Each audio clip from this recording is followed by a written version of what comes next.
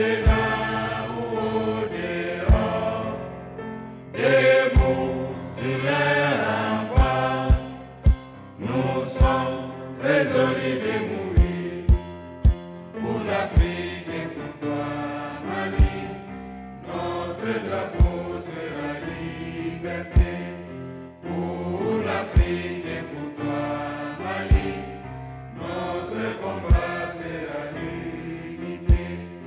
Au Mali d'aujourd'hui, au Mali de demain, les chants fleurissent d'espérance, les cœurs vibrent de confiance.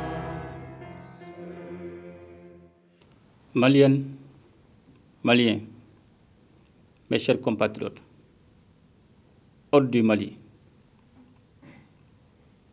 rendons grâce à Allah, le Tout-Puissant et le Tout-Miséricordieux, de nous assurer le passage à une nouvelle année, que je souhaite pleine de réconfort, de concorde et de prospérité pour notre chère patrie, le Mali. C'est avec un immense espoir que je m'adresse à vous à l'occasion du traditionnel message à la nation du Nouvel An. Par-delà le respect de cette tradition, le passage à une nouvelle année constitue une heureuse circonstance pour examiner ensemble les résultats de nos efforts communs, mais aussi de prendre conscience des grands défis à relever qui sont les nôtres. Je voudrais aussi exprimer ma compassion à l'endroit des populations qui ont été victimes des graves inondations de l'année 2024. En 2024, nous avons consolidé la souveraineté nationale par des réformes courageuses et des initiatives stratégiques. Mes chers compatriotes, en portant un regard sur la vie de notre nation tout au long de l'année qui s'achève, nous pouvons être fiers de ce que nous avons accompli ensemble, malgré les nombreux défis qui se dressaient devant nous. De toute évidence, 2024 aura été une année de crise à travers le monde et dont les zones de choc ont considérablement influé sur la situation intérieure des États. Certes, notre pays a été beaucoup éprouvé, mais il s'est davantage aguerri et a su renforcer sa résilience face à la complexité des défis. Je voudrais, à juste titre, rendre un hommage mérité au peuple, tant son soutien est resté indéfectible aux côtés des autorités de la transition à l'occasion des grandes réformes entreprises par les organes de la transition. L'élan de solidarité nationale et le désir ardent de souveraineté véritable ainsi amorcé par les Maliennes et les Maliens ne doit aucunement s'essouffler pour le bonheur de nos populations. Mes chers compatriotes, notre décision politique, appuyée en permanence par le peuple malien, a permis de consolider remarquablement la réforme de notre outil de défense. Les forces armées et de sécurité ont engagé et poursuivi au cours de l'année 2024 de vastes opérations de sécurisation de l'ensemble du territoire, notamment dans la région de Kidal, où des opérations spéciales ont porté un coup décisif à des chefs terroristes dans la localité de Tanzawatin. La coordination des opérations, les réformes ainsi que les partenaires stratégiques seront poursuivis conformément aux orientations politiques. L'année 2025 qui s'annonce sera sans doute celle de la consolidation des acquis opérationnels et de l'adaptation de l'outil de défense aux nouvelles menaces auxquelles notre pays et l'espace AIS sont confrontés. Pour y faire face, nous devons davantage renforcer notre capacité d'anticipation tout en continuant un redéploiement conséquent de forces dans le but de favoriser le retour de l'administration et des services sociaux de base, afin de préserver durablement l'intégrité de notre territoire. En ce moment précis, j'ai une pensée pieuse pour toutes les victimes civiles de la crise sécuritaire que nous traversons, à nos forces armées et de sécurité engagées dans les opérations et qui payent un lourd tribut pour la défense de la patrie. Et j'exprime la reconnaissance de la nation. Je voudrais également m'incliner sur la mémoire de tous les militaires qui ont consenti le sacrifice ultime. Mes chers compatriotes, dans le cadre de la promotion d'une gouvernance vertueuse et de la lutte contre la corruption et les atteintes aux biens publics, je recevais il y a quelques semaines les rapports 2023 du Bureau du vérificateur général et de l'Office central de lutte contre l'enrichissement illicite. C'est le lieu de réaffirmer notre engagement à poursuivre cette dynamique porteuse d'équité et de justice sociale. La session spéciale de la Cour d'assises en juillet dernier marque également un tournant majeur dans la lutte contre les infractions économiques et financières dans notre pays.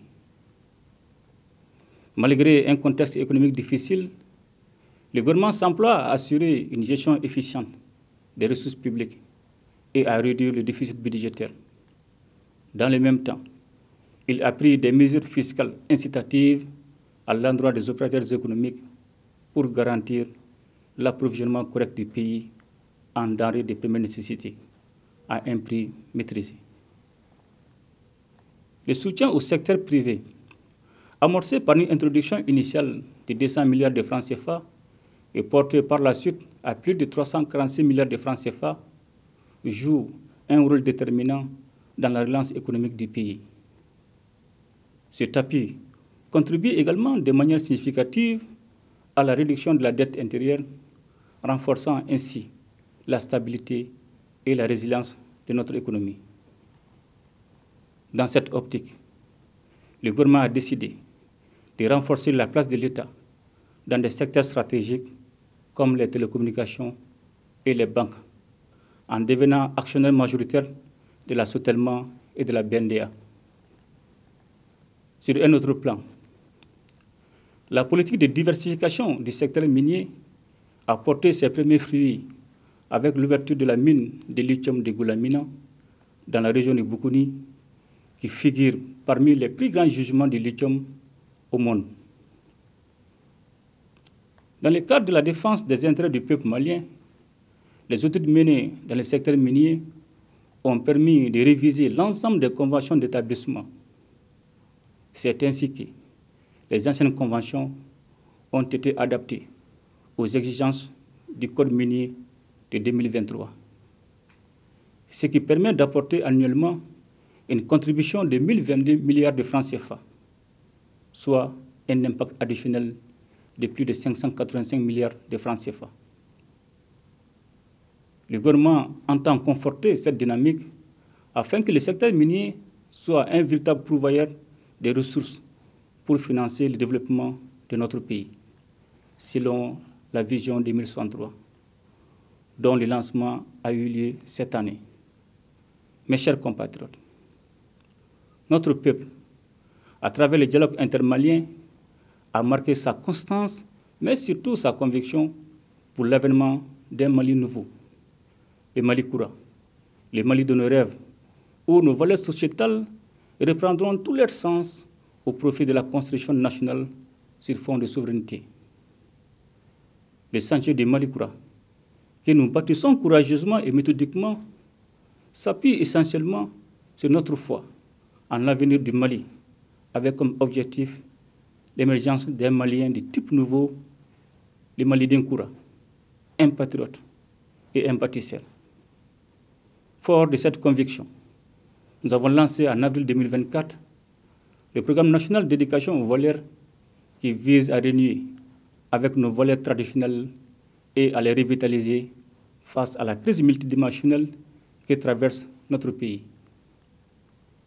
Conformément à ma vision de donner une culture de Mali Koura à la jeunesse et à inculquer la valeur sociétale aux jeunes du Mali dans une dynamique de revitalisation culturelle de nos territoires, je décrète l'année 2025, l'année de la culture au Mali, toutes choses qui participera à la renaissance culturelle de notre pays, avec nos valeurs cardinales de paix, de cohésion sociale et une promotion accrue des talents de nos artistes, avec une valorisation de notre patrimoine culturel commun. À cette occasion, j'invite les Maliens à revitaliser nos valeurs culturelles et à célébrer notre riche culture durant cette année 2025. Mes chers compatriotes,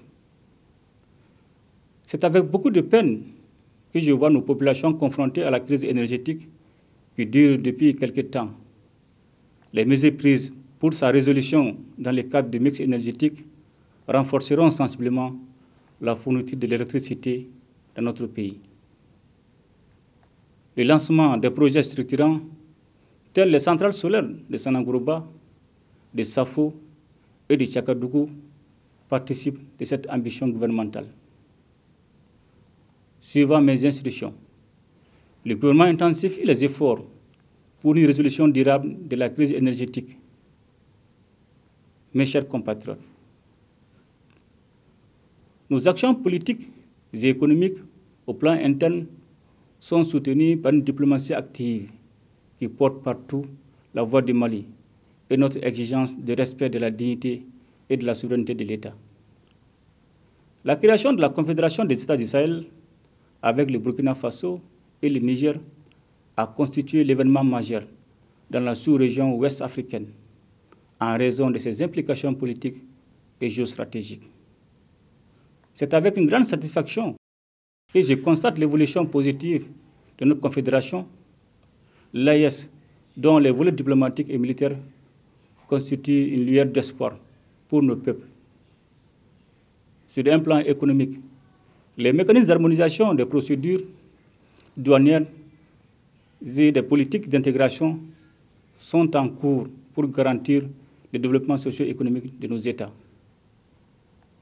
Mes chers compatriotes, au moment où nous amorçons une étape cruciale de la transition, un nouvel élan a été donné avec la nomination d'un nouveau Premier ministre chargé de conduire des réformes prioritaires. L'union sacrée est donc indispensable pour réussir ce tournant décisif. C'est donc avec une grande confiance en l'avenir du Mali éternel que je souhaite à toutes et à tous une bonne et heureuse année 2025. Ensemble, nous ferons le Mali Koura, qu'Allah bénisse le Mali et protège les Maliens. Je vous remercie.